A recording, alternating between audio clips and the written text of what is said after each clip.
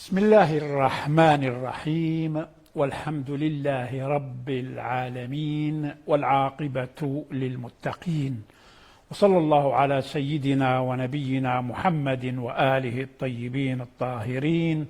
اللهم أخرجنا من ظلمات الوهم وأكرمنا بنور الفهم، وافتح علينا أبواب رحمتك، وانشر علينا خزائن علومك يا أرحم الراحمين.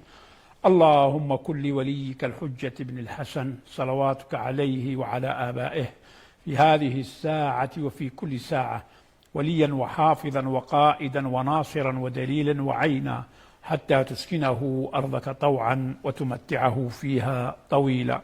اللهم هب لنا رحمته ورأفته ودعاءه وخيره، وامنن علينا برضاه. السلام عليكم جميعا ورحمة الله تعالى وبركاته. وفي البداية نهنئ المسلمين في العالم ونبارك لهم العيد، عيد الأضحى اللي هو 10 ذي الحجة. وعلى كل حال في غزة وفي جنوب لبنان وفي اليمن، يعني هناك مسلمون يعيشون ظروف غير الظروف اللي يعيشها سائر الناس، ومع ذلك هم أيضا لهم الحق أن يكون عندهم عيد.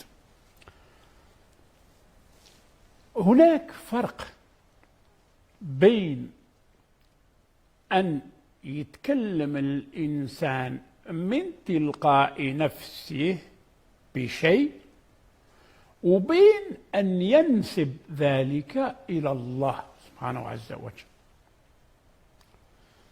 نوح عليه السلام قال القوم إني رسول الله إليكم. صح، رب العالمين يقول إنا أرسلنا نوحا، فهو ما تكلم من عند نفسه، لا، أرسله الله سبحانه عز وجل. وعيسى قال عليه السلام يا بني إسرائيل إني رسول الله إليكم، وفعلا عيسى أرسله الله سبحانه عز وجل. كل واحد قال إني رسول الله إليكم في القرآن هو جاي من عند الله. لكن أحيانا بعض الناس يحبوا يفرضوا نفوسهم على الناس وكأنهم جايين من عند الله رسل، وهي صارت كثير في التاريخ. حتى ترامب قال أنا الله هو اللي اختارني، الخالق هو اللي اختارني، أنا هو اللي ننظم الأمور. من بين الناس اللي ادعوا أن الله أرسلهم وهو لم يرسلهم هذا محمد بن عبد الوهاب. محمد بن عبد الوهاب ادعى أن الناس أصبحوا في شرك جلي، وأنه هو اللي يرجعهم للتوحيد. ادعى هذا. زين، هل هذا صحيح؟ لا. احنا عندنا النبوة ختمت بالنبي صلى الله عليه وآله. ما كان محمد أبا أحد من رجالكم ولكن رسول الله وخاتم النبيين. مع أن الآية واضحة خاتم النبيين، جاءوا ناس وادعوا أنهم أنبياء، ومنهم مسيلمة ومنهم الأسود العنسي، وكي ناس ما ادعوا أنهم أنبياء لكن ادعوا أنهم جايين من عند الله. من بينهم هذا الصنف من الناس يعتمدون على حديث يقول أنه على رأس كل 100 سنة الله سبحانه عز وجل يبعث للناس مجددا. طبعا احنا ما عندنا كلام في إسناد هذا الحديث والله متنه، لكن هذا ما يتنافى مع العقل. لما الناس ينسوا رب العالمين يبعث، بس مو معناه يبعثوا نبي والله يبعثوا رسول، لا. فبعث الله غرابا يبحث في الأرض ليريه كيف يواري سوءة أخيه. ليش هو هذا الغراب نبي؟ لا، مو نبي. بعثنا منهم 12 نقيبا نقباء، ما هم أنبياء. فالبعث لا يعني أنه يحصل على منزلة النبوة أو الرسالة. الشيء اللي يصدم الإنسان في قضية محمد بن عبد الوهاب، اللي راح ناخذه إن شاء الله وقتنا معاه حتى نبين بعض القضايا، لأن الناس اليوم ما يعرفوا باللي الوهابية استولت على المساجد، استولت عليها وصدرت خطاب الكراهية وشاركت في صنع داعش والقاعدة والنصرة وكذا. فالوهابية هي سلاح صهيوني استكباري بامتياز. لكن الناس العوام اللي يتبعوا الوهابية لا يعلمون ذلك، ما يدرون، بل على العكس يتصورون أن هذا هو الإسلام النقي خالي من الشرك، ما فيه لا توسل ولا استغاثة ولا شفاعة، ما فيه أي شيء، صافي. وهذا هو عندهم الدين. عندهم الدين أنه ما كانش لا توسل لا شفاعة، يعني كل شيء مرتبط بالغيب مهمش وغير مقبول. محمد بن عبد الوهاب أول شيء درس، راح للمدينة وراح لمكة. الأستاذ الأول اللي قرأ عنده هو الشيخ عبد الله بن إبراهيم بن سيف، بعد ما درس عند والده زين. يعني هو أظهر الاستنكار فيما يخص الاستغاثة بالنبي صلى الله عليه وآله عند قبره. ما عندك حق تروح قدام القبر وتقول اللهم ربي بحق هذا صاحب هذا القبر الشريف، لا.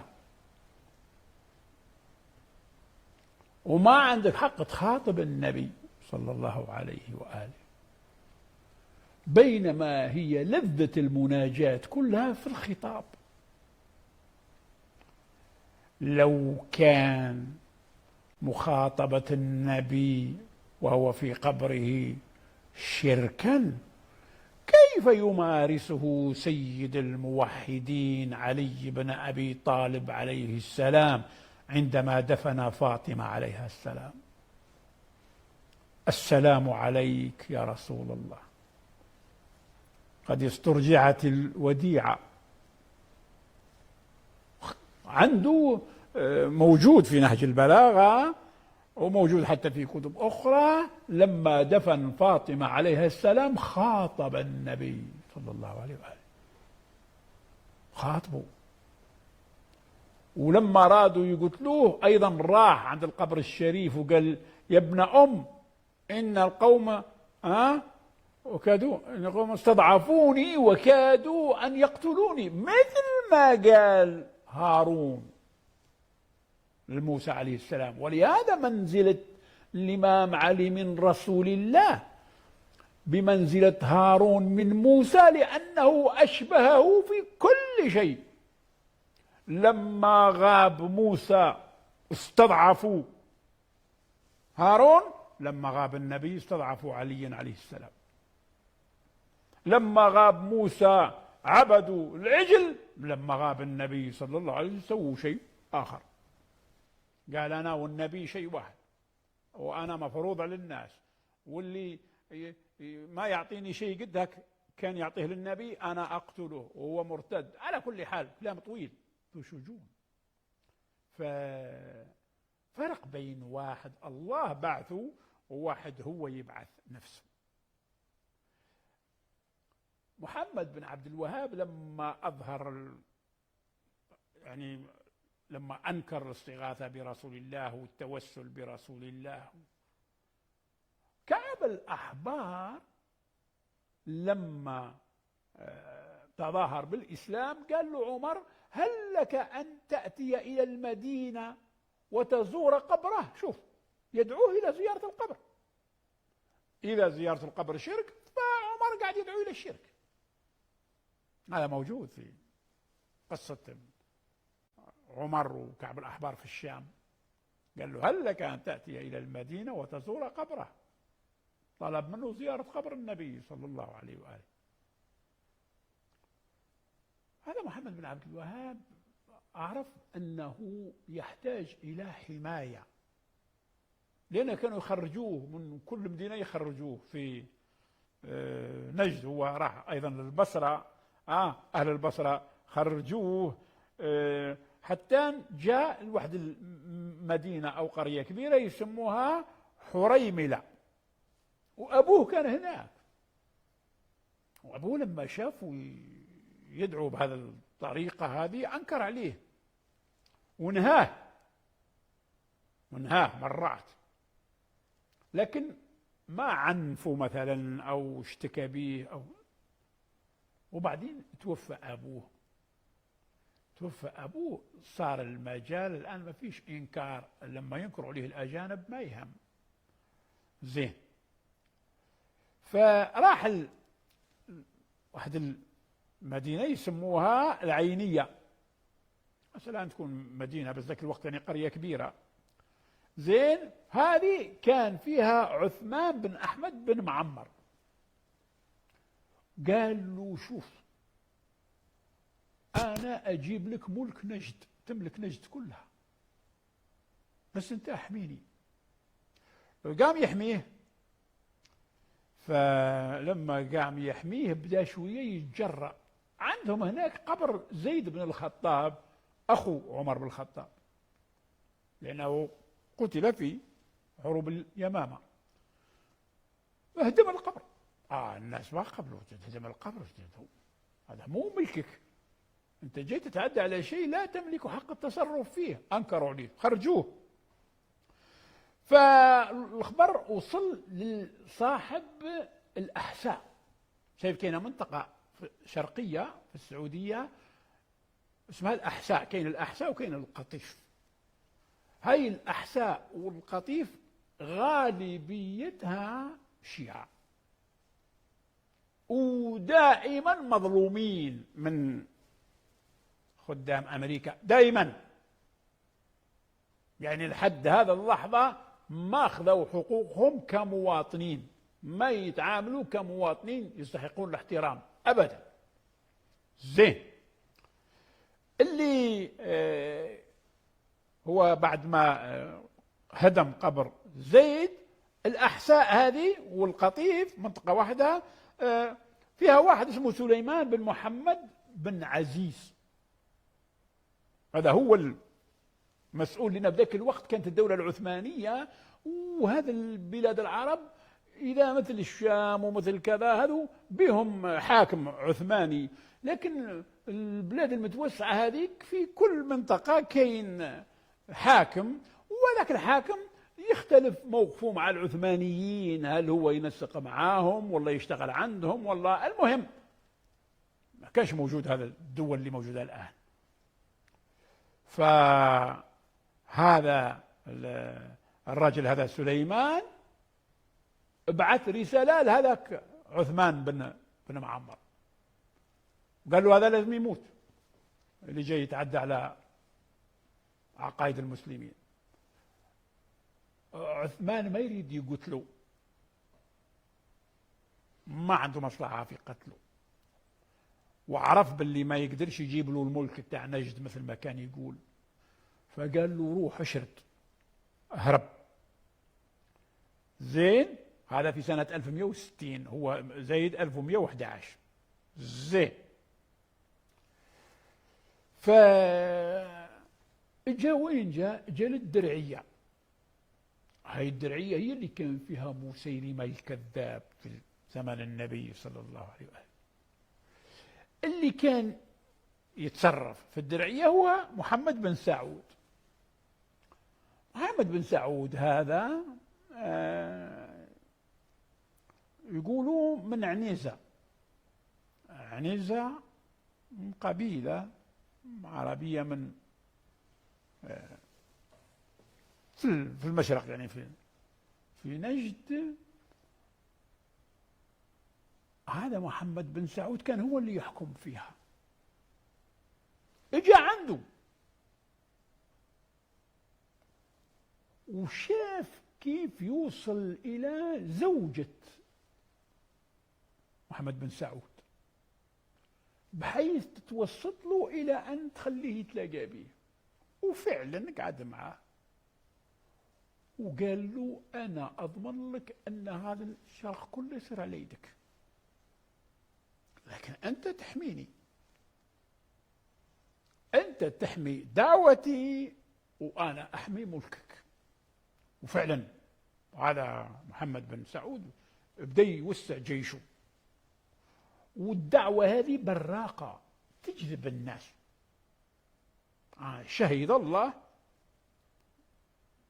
كان عمري 16 أو 17، يعني قبل البكالوريا.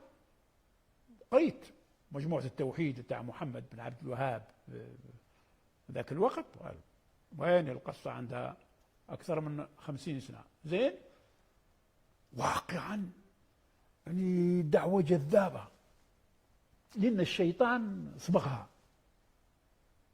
يعني ذاك الوقت كنت فقط أتمنى لو أكون لو شفت محمد بن عبد الوهاب، لأن دعوة مصبوغة، توحيد صرف. فجذب الناس وتوسع جيش محمد بن سعود. وهنا بدأ الحركة إجبار الناس على الدخول في دينه الجديد. هو ما قال أنا عندي قرآن جديد، لا، قال أنا أصحح عقائد الناس. عقائد الناس فيها شرك، ولهذا تشوف قبور الأئمة عليهم السلام وتشوفها في العراق، يعني منارات وقباب ومساجد كربلاء الآن شيء عجيب، وراح يكون فيها مطار من أكبر مطارات العالم. لما تروح المشهد شيء ثاني. شوف الناس اللي زاروا مشهد، شوف الأمبولانس، يعني سيارة الإسعاف تجري بسرعة 100 داخل، إذا واحد طاح ولا كذا من هنا، سيارة الإسعاف داخل المشهد، يعني حضرة. زين، كاين الضريح الشريف، وكاين قاعات للصلاة، وكاين مكتبة، وكاين كل شيء. لكن في المدينة ما كان حتى شيء. وحتى النبي صلى الله عليه قاعد يقولون نخرجوه إلى الآن. تدري هذو أهل نجد، أنا ما عندي شيء ضد أهل نجد، لكن لابد أن يقال الحق. أهل نجد هذو النبي صلى الله عليه وآله في زمانه كان ما يلتفت لهم. ليش؟ لأنهم في المستقبل رايحين يحاولوا يدمروا رسالته. الله أطلعه على كل شيء، مثل هذاك الغلام اللي قتله الخضر، ما مسوي أي شيء، راح يسوي في المستقبل. فخشينا أن يرهقهما طغيانا وكفرا، فأراد ربك أن يبدلهما خيرا منه زكاة وأقرب رحمة. ما زال ما مسوي أي شيء هذاك الولد، لكن يستحق القتل عند الله بسبب العمل اللي راح يسويه في المستقبل. ومن الحكمة أن يموت الآن. ليش؟ لأنه غير مكلف، ما عليه سيئات، ولأن والديه راح يبقوا مؤمنين. لكن لو هذا راح يكبر، راح يكفر والديه، وراح يكفر الناس، وراح يكون طاغية، وراح يعني. فالحكمة الإلهية خلته الآن يموت. فكذلك النبي صلى الله عليه وسلم عرف باللي نجد قرن الشيطان سماه. فكان مع الصحابة، كانوا راجعين من غزوة أو رايحين العمرة أو الحج، فقال: اللهم بارك لنا في شامنا. قالوا له: يا رسول الله وفي نجدنا، لأن نجد جنب الحجاز. قال: اللهم بارك لنا في يمننا. قالوا له: يا رسول الله وفي نجدنا. قال اللهم بارك لنا في عراقنا. قالوا له يا رسول الله هو نجدنا. قال من ها هنا يطلع قرن الشيطان. ما دعا لنجد. النبي ما هو عنصري، النبي ما يكره ناس أو قوم أو قبيلة، هو رحمة وما أرسلناك إلا رحمة للعالمين. لكن راد يحذر الأجيال القادمة من الخطر القادم، فقال لهم لا، أنا سألت الله أن يبارك في الشام، وسألت الله أن يبارك في اليمن، وسألت الله أن يبارك في العراق، ولم أسأله أن يبارك في نجد. وحتى حينما طلب مني المهاجرون والأنصار ذلك لم أقبل. هكذا لازم نفهموا كلام النبي صلى الله عليه وسلم، مو نحفظوا الأحاديث. محمد عبده جابوا له واحد حافظ البخاري من الأول لآخر، ومتصورين باللي راح يفرح ويسوي احتفال. قالوا له هذا الشاب يحفظ البخاري، فشاف معاه، وبعدين شاف معاهم قال لهم زادت نسخة في البلد بس، يعني صار عندنا نسخة واحدة أخرى بتاع البخاري، حافظ البخاري. احنا نريد محلل، نريد واحد فاهم، نريد واحد مبتكر، مو نريد واحد حافظ بالع. اليوم عندك هذا فلاش ميموري، هذا اليو اس بي، هذا هاي قد فيه 240 جيج. مكتبة ايش يسموها الاسكندرية فيها عشرات، فيها بالألوف كتب. يشيلها هذاك الفلاش ميموري ويبقى مكان موجود، مساحة موجودة. في زماننا لم نعد نحتاج الحفاظ، صار عندنا السيدي، وصار عندنا الهارد، وصار عندنا الفلاش ميموري، احنا نحتاج محللين. يعني المحلل هو اللي ياخذ الأمور ويرتب المقدمات والتوالي، يبحث في الأسباب، يطلع النتائج. وهذا يحتاج إلى وعي.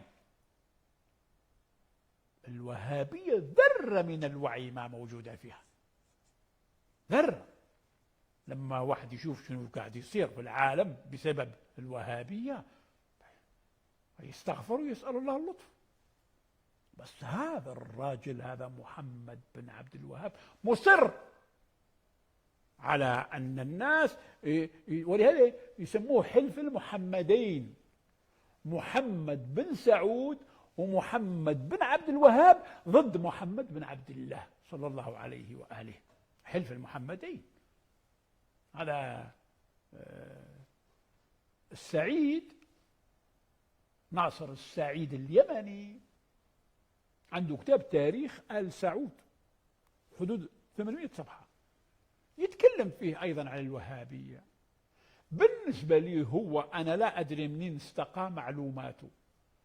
محمد بن سعود ليس من عنيزة، محمد بن سعود من يهود جو من تركيا أو البصرة، وما هم عرب، ويسموهم آل مردخاي. يقولوا، وهذه أنا سمعتها في جلسة فيها ناس باحثين زين، وكان فيهم عمار الشعيبي يتصور، باحث سوري، لا أذكر كل اللي كانوا جالسين، لكن ذكروا أن جماعة كانوا قاعدين مع عبد العزيز آل سعود، وأولاد صغار يلعبون، وهو يقول لعبوا ولد مردخاي ولا عيال مردخاي ولا هكذا. هذه سمعتها بهذا الوزن، والله يشهد باللي سمعتها، وما كنتش وحدي، كنا في مجموعة، والمجموعة هذوك فيهم باحثين زين، ناس مثقفين ثقافة عالية. هاي واحدة. الثانية انه مرة، هذه سمعتها من حمزة الحسن أتصور ممكن منه ولا لا، في قناة نبأ ولا في واحدة من القنوات، ممكن منه أو من واحد ثاني، إنه مرة اجوا جماعة من سوريا أتصور، دخلوا على فيصل بن عبد العزيز، ولما خرجوا كان ودخلوا عليه جماعة لقوا وجهه مكفهر عبوس قمطرير، الرجل ملك. فبعدين تبين سبب صدمته وحزنه، ان هذا اللي جايين من سوريا اعطوه الدليل ان آل سعود يهود. الدكتور سهيل زكاري يقول لا، ويتبع هذا نظريا تاع عنيزة تاع بني حنيفة وكذا، سيلمة الكذاب وكذا. الدكتور سهيل زكاري هو هم باحث من أوائل الناس اللي حصلوا على الدكتوراه في العالم العربي. وين هو حاصل على دكتوراه في سنة 1954 أتصور، أنا متولد 1957، حاصل على الدكتوراه قبل ولادتي أنا 3 سنوات. وأيضا كان الأستاذ المشرف نتاعه في ما أدري في بريطانيا ولا هذا برنار لويس، مو برنار أنري ليري نتاع فرنسا، لا برنار لويس المنظر بتاع الصهيونية اللي موجود في أمريكا بريطانيا. فهذا فيما يخص آل سعود، يعني آل مردخاي. فيما يخص محمد بن عبد الوهاب آل الشيخ، هذا تركي آل الشيخ، عبد العزيز آل الشيخ، هذا أيضا الجد يهودي، لكن آل شولمان، يهود كانوا في تركيا ويهود كانوا في البصرة، يعني بلاد الحرمين محكومة من يهود. ولهذا أنت لا تتعجب لما تشوفهم هدموا بيت النبي، هدموا بيت خديجة، هدموا بيت عبد المطلب، هدموا وخلوا خيبر، حصن خيبر ما مسوه. لا تتعجب، ما لازم تتعجب لما يخلوا حصن خيبر نتاع اليهود ويهدموا بيت النبي، هذا أصولهم يهودية.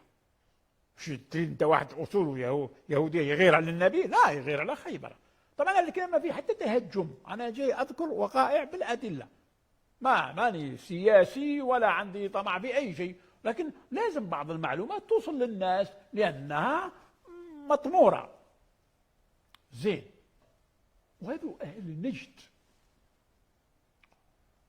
لهم كلهم ملائكة ولهم كلهم شياطين، لكن أثبت التاريخ أن الشيء اللي قاله النبي صلى الله عليه وآله ما عليه حتى غبار، قرن الشيطان. شوف هذه المنطقة يأكلون الضب والضبع والجراد. الآن في أوروبا الشركات، وفي أمريكا الشركات نتاع الغذاء، الشركات المتعددة الجنسية، زين، هاي الشركات المتعددة الجنسيات هذه قاعدة الآن توكل الناس الجراد والضب والضبع وكل شيء. يعني المسلمين اللي في أوروبا الله يحسن عونهم، الله يحسن عونهم، لا يأكلون الدود، يأكلون الخنفس، كل شيء. أنت شفت فيديوهات ما هي ذكاء اصطناعي، حقيقية، تسريبات. الإنسان لما يأكل الضبع، وتدري أنت الضبع من آكلات اللحوم، احنا البشر ما لازمش ناكل آكلات اللحوم، لازم ناكل آكلات النبات، يعني ناكل البقر والغنم، الإبل، المعز، الغزال. أما تاكل السبع ولا النمر ولا الضبع وانت جاي تاكل آكلات اللحوم. هما لقاوا حل كيفاش يدخلوا أكل الضبع وأكل الكلب. ولهذا عندهم في مذهب مالك مكروه فقط أكل الكلب، ما هو حرام أبدا. الكلب نجس العين، يحل لهم الطيبات ويحرم عليهم الخبائث. هسه نجس العين خبيث ولا مو خبيث؟ خبيث. الضباع، الضباع سبع خبيث. والضب ياكلون الضب. انت شايف ليش شكل الضب؟ يعني تقدر تاكل، ياكلوه وياكلوه البيض نتاعه وكل شيء. هسه فقط اكتب الضب في كذا وتشوف الصور، حتى يعزموا بعضهم على الضب، يعزموا بعضهم. شايف دعوة مثلا وليمة هكذا، وحاطين هذاك الرز هم يسموه العيش ولا التمن زين، وقدام كل واحد ضب، والضب يشبه ايش يسموه التمساح، تمساح صغير. ترى أكل الخبائث، ليش رب العالمين حرم علينا أكل الخبائث؟ يعني هو خاسر شيء؟ لا، ولكن لقد خلقنا الإنسان في أحسن تقويم. خلقنا وسوينا أعضاء وأجهزة مبرمجة. عندنا جهاز تنفسي، عندنا جهاز بولي، عندنا جهاز تناسلي، عندنا جهاز هضمي، عندنا مجموعة من الأجهزة تشتغل مع بعض مبرمجة، لأن تأكل القمح زين حبا فمنه يأكلون، لأن تشرب الحليب من بين فرث ودم، العسل فيه شفاء للناس. فهي اسمها الطيبات، انعكاسها على البدن إيجابي 100%. هذا لا يعني أن الإنسان لا يمرض، يمرض الإنسان، وإذا مرضت فهو يشفيني.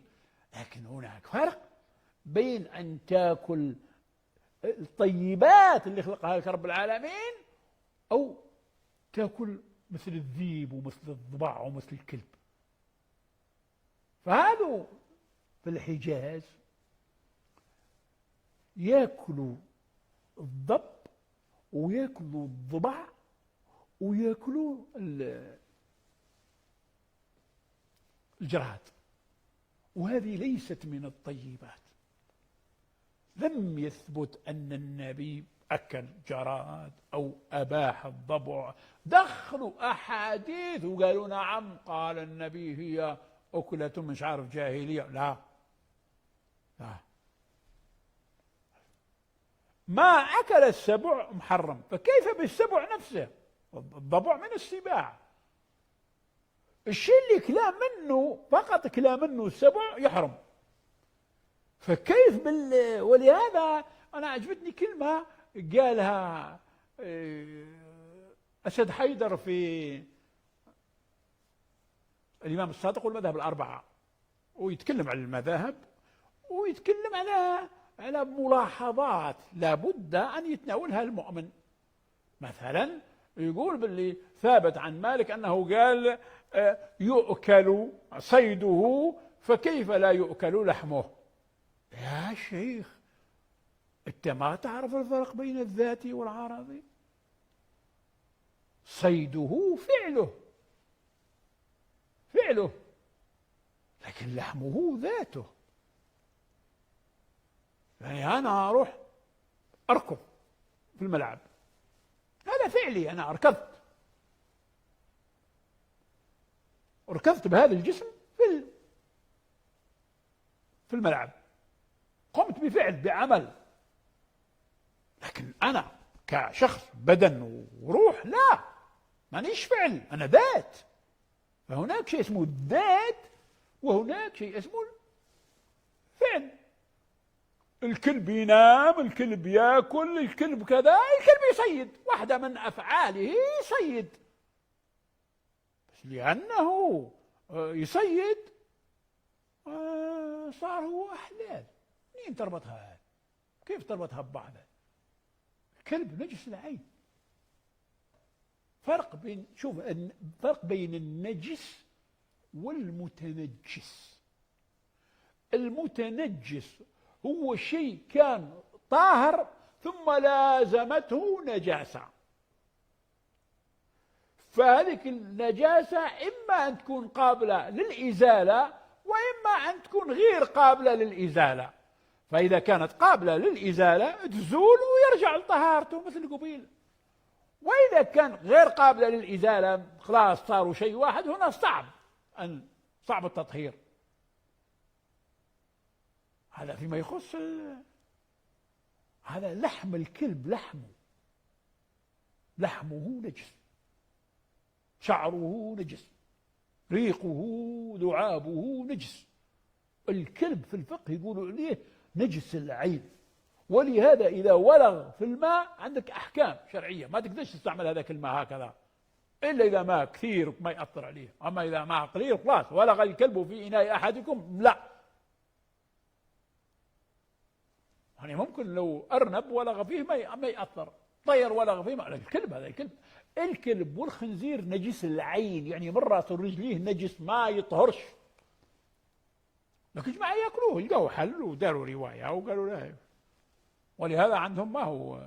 وبعدين قاموا يقولوا لا قاعدين يكذبوا عليه، ما يكذبوش عليه،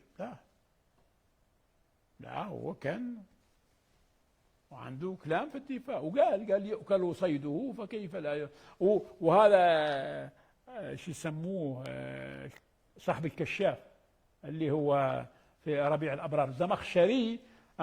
الزمخشري عنده أبيات يقول: فإن حنفيا قلت قالوا فإنه يجيز الطلا وهو الشراب المحرم، وإن شافعيا قلت قالوا فإنه يجيز نكاح البنت والبنت تحرم، وإن حنبليا قلت قالوا فإنه كذا بغيض حلولي، هذا يقول مجسم، وإن مالكيا قلت قالوا فإنه يجيز لهم لحم الكلاب وهم.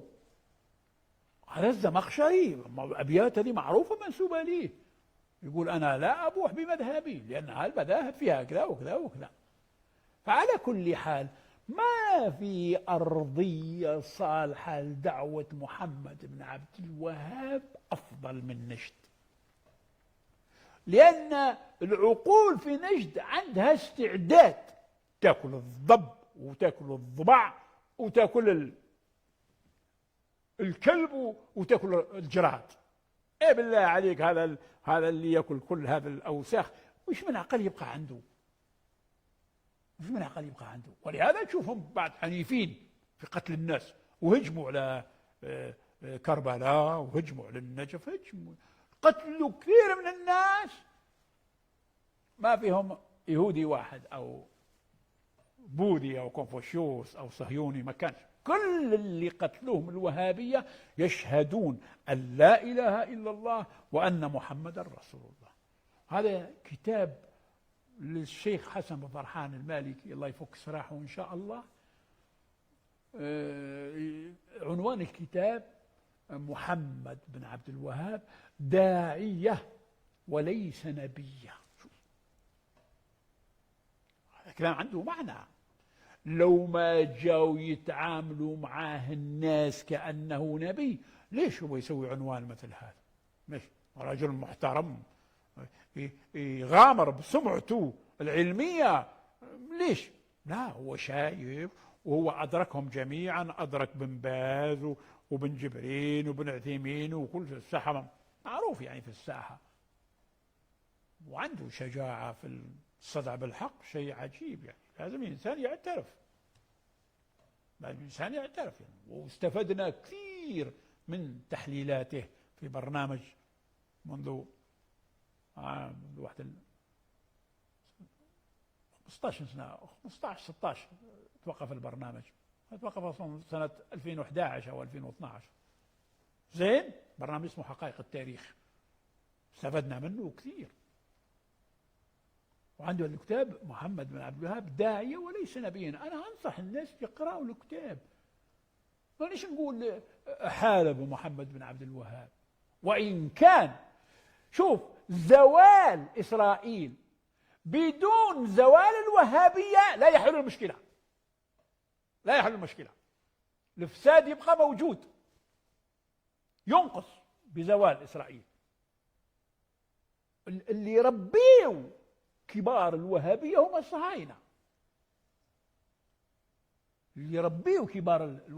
الصهاينة، كيف كانت تجينا احنا التشجيعات في الجزائر من أجل الذهاب إلى أفغانستان للجهاد؟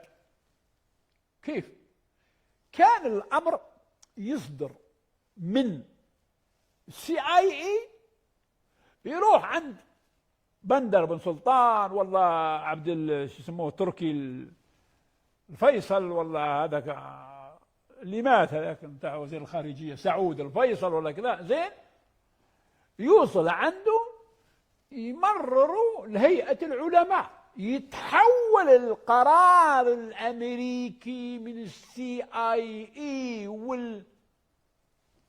والصهيونيه الى فتوى، الى فتوى، وتجي الفتوى احنا الجزائريين يبعثها لنا وش يسموه ابو بكر جابر الجزائري، والاخوه المصريين يبعثها لهم محمد قطب، والجماعه كذوك السوريين يبعثها لهم سعيد حوا، وهكذا. مو اي لا لا لا، ما تجي من عند سعيد حوا للجزائريين، لا، تروح للسوريين بلسان قومه. ففي الأخير حتى زوال إسرائيل بدون زوال الوهابية تبقى المشاكل قائمة، لأن اللي أفسد العالم الإسلامي في 40 سنة الأخيرة هو الوهابية، لأنهم عرفوا لما فر الشاه وفر سفير إسرائيل وفر سفير أمريكا وسلمت المفاتيح نتاع السفارة الصهيونية العرفات، عرفوا جماعة هذو مش فلسطينيين ولا عرب، هذو حاملين مبدأ، إيرانيين ليسوا عرب وما هم فلسطينيين، ايش معنى يقوموا بهذا العمل اللي ما قام به حتى عربي؟ وناس أصحاب مبدأ. بنفس الوقت اللي قامت الثورة الإسلامية أقاموا ثورة في أفغانستان، بنفس الوقت، حتى يصرفوا الناس عن الثورة الإسلامية، وجابوا صدام وجماعته زين. من ذاك اليوم وهي تشتغل أنا شفت بهذا العينين في الجزائر حدود ممكن 40 كيلو على مدينة المسيلة مسجد جاي في راس جبل، لا أدري كان عنده كهرباء ولا ما عنده، لا أدري، أظن كانوا يستعملوا الباتري كذا، ما أظن كان فيه كهرباء، جاي في راس جبل. لكن فتاوى ابن تيمية 26 جزء موجود، كهرباء ما موجود، غاز ما موجود، ماء ما موجود، فتاوى ابن تيمية موجود. وش يوصل فتاوى ابن تيمية المسجد جاي في راس جبل؟ فتاوى ابن تيمية الآن في كل مساجد العالم تقريبا باستثناء المساجد الشيعية، وصلوه ملايير مليارات الدولارات انصرفت. ديرها في بالك واحسبها عليا، زوال إسرائيل بدون زوال الوهابية ما يصلح العالم الإسلامي. فاصل، نواصل إن شاء الله. مرحبا مشاهدينا الكرام. شوف، هذا واحد إنجليزي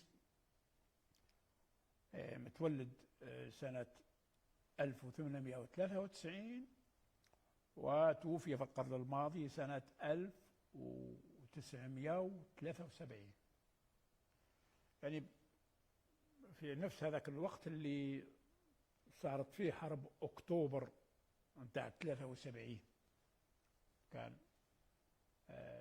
السادات هو اللي كان موجود في الحكم. اسمه ستيفن هامسلي لانكريك. هذا معروف أنه كان شخصية عسكرية كبيرة، حاكم عسكري، وأيضا كان مدير كبير تاع شركة نفط في الشرق الأوسط، عنده تأليفات بخصوص سوريا، بخصوص لبنان، وخاصة بخصوص العراق. عنده كتاب اسمه 4 قرون من تاريخ العراق الحديث، ترجمه من الإنجليزي إلى العربي، واحد تكريتي نسيت اسمه، زين. وهذا الكتاب صدر سنة 1925، يعني بعد سقوط الدولة العثمانية وبعد نهاية الحرب العالمية الأولى. شوف وش يقول في كتابه هذا اللي هو 4 قرون من تاريخ العراق الحديث، مترجم إلى العربي من طرف واحد تكريتي. يقول: لم تكن أعراب نجد تختلف في العقيدة والمذهب عن بقية المسلمين إلى أواخر القرن 12 الهجري. كان أكثر شيء موجود عندهم الحنابلة والمالكية بس، قلما تلقى شافعية في نجد أو حنفية، لكن أكثر شيء حنابلة، وأيضا المالكية باعتبار قرب من المدينة، مدينة مالك، مذهب مالك كان في المدينة. زين. يقول: نشر بينهم محمد بن عبد الوهاب تعاليمه الجديدة التي جاءت موافقة لميول أمة بدوية تعيش على الفطرة معتمدة على الغزو في معيشتها. ترى هذا حاكم عسكري، مو قاعد في بيته في لندن ويكتب، لا، هذا يعرف الحجاز ونجد مثل ما يعرف جيبه. كان حاكم عسكري يتنقل، وكان مدير تاع شركات نفطية في الشرق الأوسط. هذا إنسان لما يتكلم بحكم المهنة كحاكم عسكري، وأيضا بحكم النشاط كمسؤول كبير في النفط، هذا يكون يعرف حوايج كثيرة.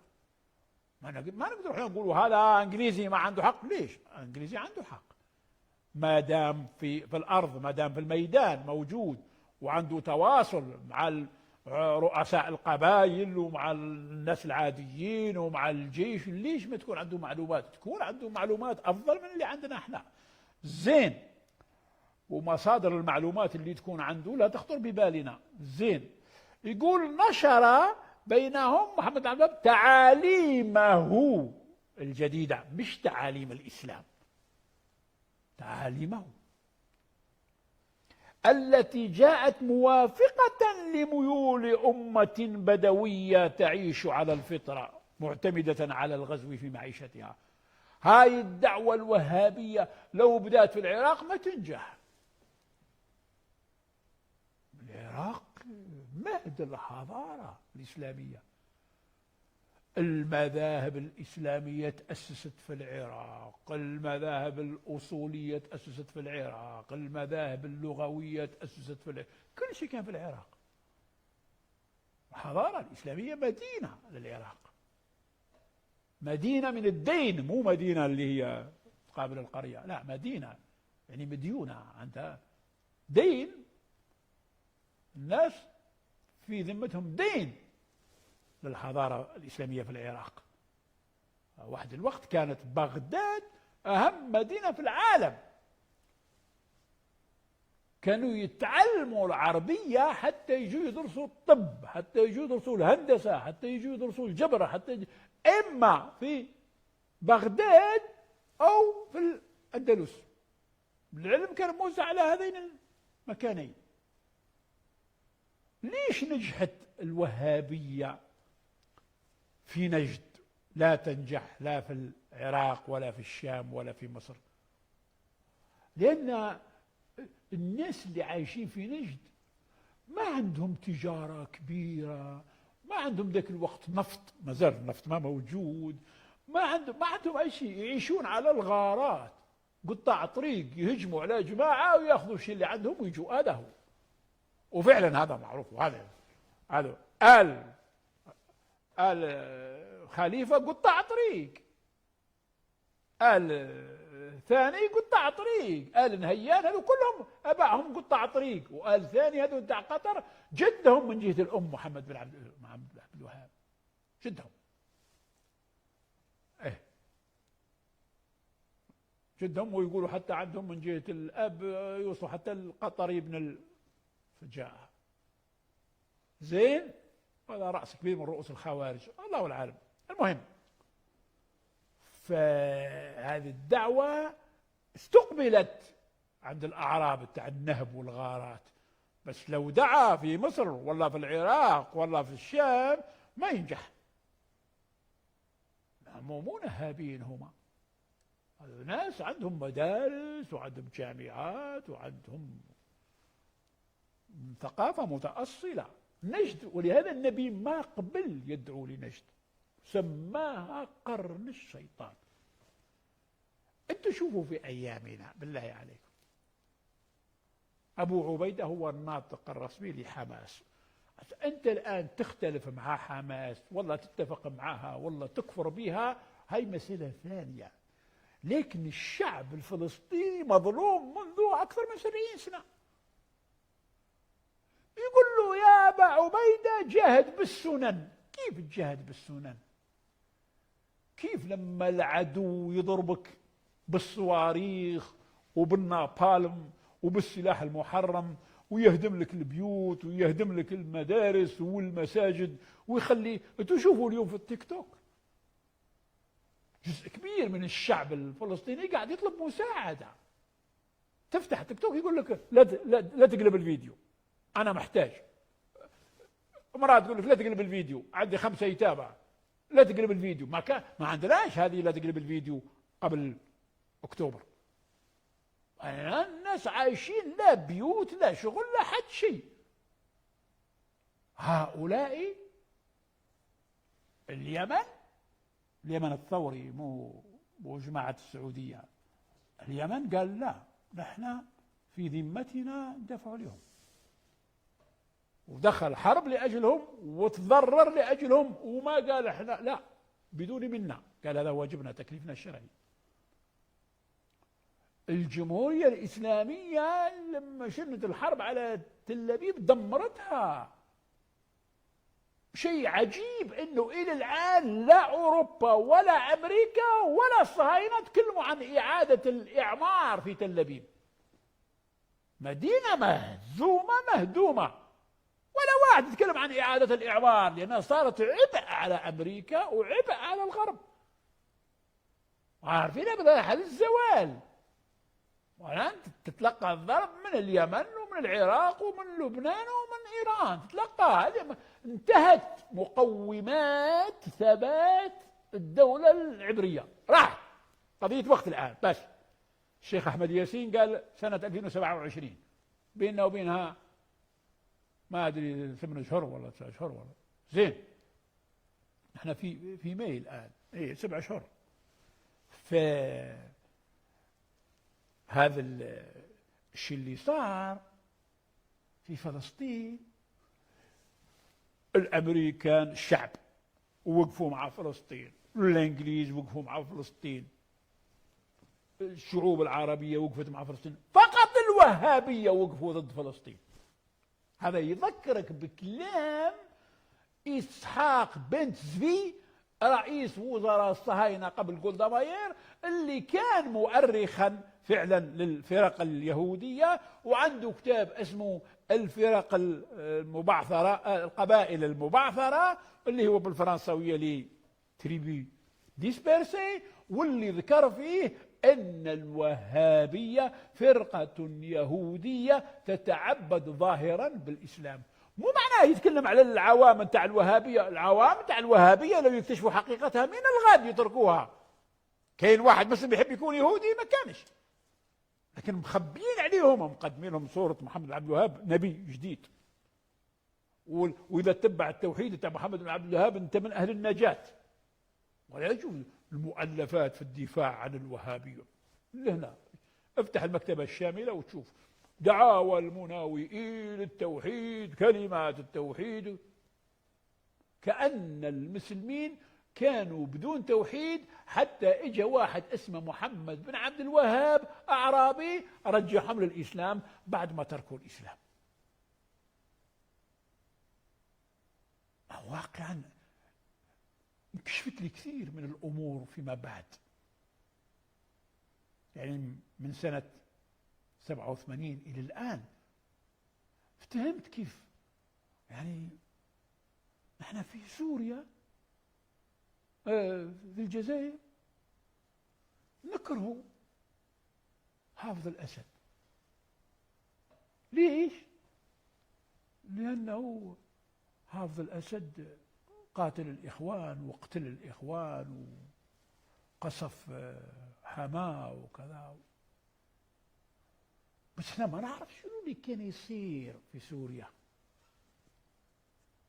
تدري انت سوريا جايه هنا عن يمينها اردنائيل، وعن في الوسط مصرائيل، ومن هنا اسرائيل، ومن هنا لبنان.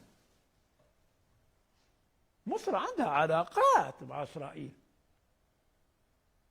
لما كانوا الإخوان الصبيان والعجائز والنساء والكذا يقتلون في غزة، السفير الإسرائيلي في القاهرة كان حاط رجل على رجل وبادر يدخن غليون ولا سيجار. واحد ما حير وواحد ما قلق. ونفس الشيء في الأردن، نفس الشيء.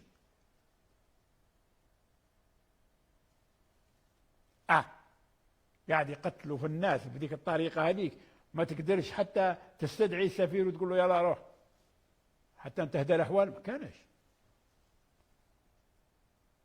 منعوا الناس من المظاهرات.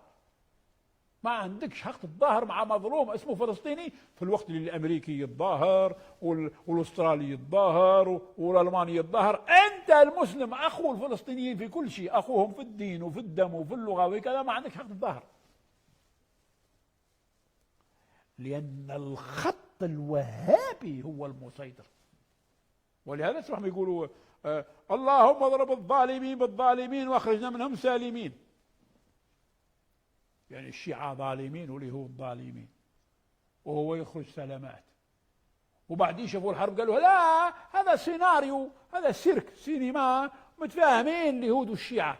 وبعدين كبرت القضية. لا والله قام خرم شهر ينزل، قام فتاح ينزل، قاموا يركضوا اليهود والامريكان من اجل وقف الحرب. يركضوا، هم اللي طلبوا وقف الحرب.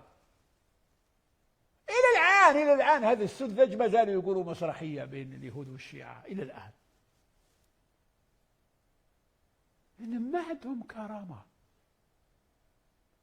هذا هو قدوتهم، هذا صنيعه بريطانيا. ولهذا لا تحلم بأن سقوط إسرائيل هو اللي يحسن حالة المسلمين. يتحسن شوي هالقد، لكن يبقى السرطان الوهابي يمشي في بدن الأمة. الإمام الراحل قال عن الصهاينة غدة سرطانية، الوهابية أيضا غدة سرطانية. ليش حريص الغرب على أن يخلي الوهابية تسوي شو تريد؟ تقتل الحجاج ما يستنكر، تسوي وش تحب ما يستنكر، وتسقط أنظمة وتتسلع. ليش؟ لأنه طالما موجود شيء اسمه الخط الوهابي فهناك ضمان باللي محال يتوحدوا المسلمين. تخيل أنت المسلمين يتوحدوا. إيران عندها 47 سنة ويدير مؤتمر الوحدة الإسلامية، ما يجوه الوهابيين، ما يأمنوا بها أصلا. أنا مرة سمعت واحد عراقي اسمه حارث الضاري. هذا حارث الضاري يعني لو كان يلقى كيفاش يشوي الشيعة ويقدمهم لليهود يسويها. يعني بعدين مات حارث الضاري، مات. هو الآن هناك حارث الضاري. كانوا معولين عليه فتنة كبيرة في العراق، لكن رب العالمين أخذه، وإلا هو معولين عليه حارث الضاري. الشيعة بالنسبة لحارث الضاري ما عندهم شعرة من الإسلام، شعرة. أو هناك الآن يقولوا له أثبت بأنك أنت مسلم وهذا مش مسلم.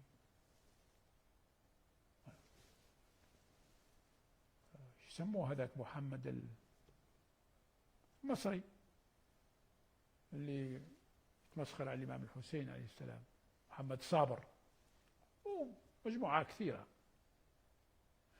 طالما موجود شيء اسمه الوهابية يتحرك، فاعلم أن هناك ضمان لأن لا يتفق المسلمون، ولا يصيروا أمة واحدة أبدا.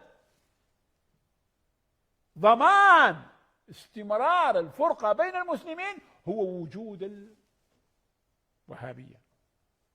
الغرب يرضى بسقوط أنظمة، بس ما يرضى بسقوط التيار الوهابي أبد. احنا بالجزائر صعدوا للجبل، قال لك حكم كافر. ايه هو حكم كافر فقط في الجزائر، حكم كافر. يعني هذا اللي يقتلوا الآدمي يقطعوه بالمنشار ويلوحوه في الفور وبعدين يخلوه يصير سائل ويجروه في المجاري، هذا مؤمنين يعني. وهذا اللي يمدوا التريليونات الحلف إبستاين، هذو مؤمنين هذول. والله هذا اللي يريد يجرد المقاومة من السلاح أحرص من نتنياهو على، قال لك أن يكون السلاح بيد الدولة. ليه أنت عندك دولة؟ أنت عندك دولة، أنت رئيسك هو السفير الأمريكي في بيروت. مرة واحدة هذه جابوا سفيرة امرأة نسيت اسمها مش عارف، فلما تكلموا معاها على كذا هنا الثوب سوت هالشكل. تقدر تثوب في طهران؟ تقدر تثوب في طهران؟ تقدرش. ليش؟ كاين الرجال تقدرش تثوب وين كاين الرجال،